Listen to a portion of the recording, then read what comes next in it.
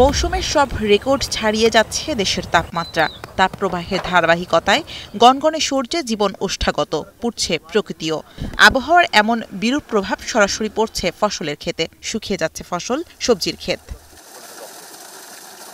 নীলফামারীতে এবছর ৮৩,৮৫৭ হেক্টর জমিতে বোরো ধানের আবাদ হয়েছে।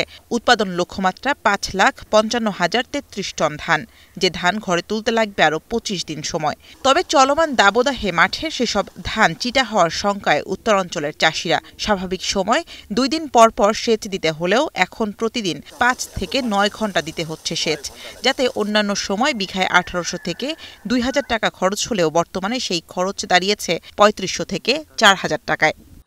১ বিঘা জমিতে ৪,০০০ টাকার মতো পানি দেওয়া খরচ পড়তেছে, এবং এর মধ্যে মনে করেন কীটনাশক, সার, এগুলো দিয়ে আমাদের তো পোষায় না। যদি আরও তীব্রতর গরম হয় তাহলে তো আপনার ধান যে কি হবে, ধান এখন তো বের হওয়ার সময় হয়ে আসছে।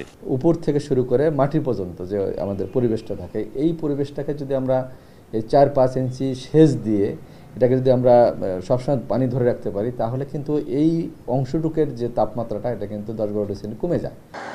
যশোরে ধানের মাঠে পানি ধরে রাখতে পারছেন না চাষিরা। সেচ দিয়েও শেষ রক্ষা হচ্ছে না। চলতি বছর ১,৬০,৭৮৫ হেক্টর জমিতে যে ধান চাষ হয়েছে সেখান থেকে আসবে ১৬৫ কোটি টাকা। তবে চলমান পরিস্থিতি চলতে থাকলে নষ্ট হবে ১০ ভাগ ফলন, যাতে ক্ষতির পরিমাণ দাঁড়াবে ১৬ কোটি টাকায়। এদিকে ময়মনসিংহের ২,৬৩,০৯০ হেক্টর জমির অধিকাংশ ধান কেটে ঘরে তোলার সময় হলেও তা সম্ভব হচ্ছে না। অতিরিক্ত গরমে মিলছে না শ্রমিক। চাষিরা বলছেন, মাঠে অতিরিক্ত সেচের পাশাপাশি বেড়েছে শ্রমিকের মজুরি, যাতে এবছর লোকসানের শঙ্কায় তারা। সারের দাম বেশি, আলের দাম বেশি, এই যে রোদের মধ্যে খামলা লুচি, ১,০০০ টাকা খামলা লুচি, কামলা ১ ঘন্টা কাম করলে আধা ঘন্টা বই জিরাই, কামলা করে তো কিছু কভার হইল। কুমিল্লার মাঠ জুড়ে নষ্ট হচ্ছে সবজি, হলুদ হয়ে যাচ্ছে পাতা, বাড়ছে পোকার আক্রমণ, যাতে অতিরিক্ত কীটনাশক ব্যবহারে বাড়ছে খরচ।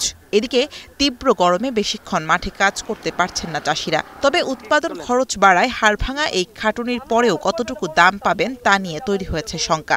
এই যে ফসলাদি আছে না, এটা হইতেছে না, মানে কম হয়। ৩-৪ ঘন্টা কাজ করার পরে শরীর মাটিও গরমে যায়।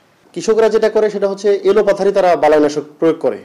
তো সেক্ষেত্রে আমরা কাজ করে যাচ্ছি যে যুক্তিযুক্তভাবে দেখা যায় যে আমি যদি স্প্রে করি, আমার চিন্তা ভাবনা করতে হবে যে আমি যদি ২,০০০ টাকা খরচ করে স্প্রে করি, তাহলে আমি যে ফলনটা পাবো সেটাতে ২,০০০ টাকা মেকআপ হবে কিনা। এদিকে খুলনার ডুমুরিয়ায় মাঠে থাকা শাকসবজির ফলন ভালো হলেও গরমে তা নষ্ট হচ্ছে। অতিরিক্ত সেচ দিয়েও রক্ষা করা যাচ্ছে না সবজি।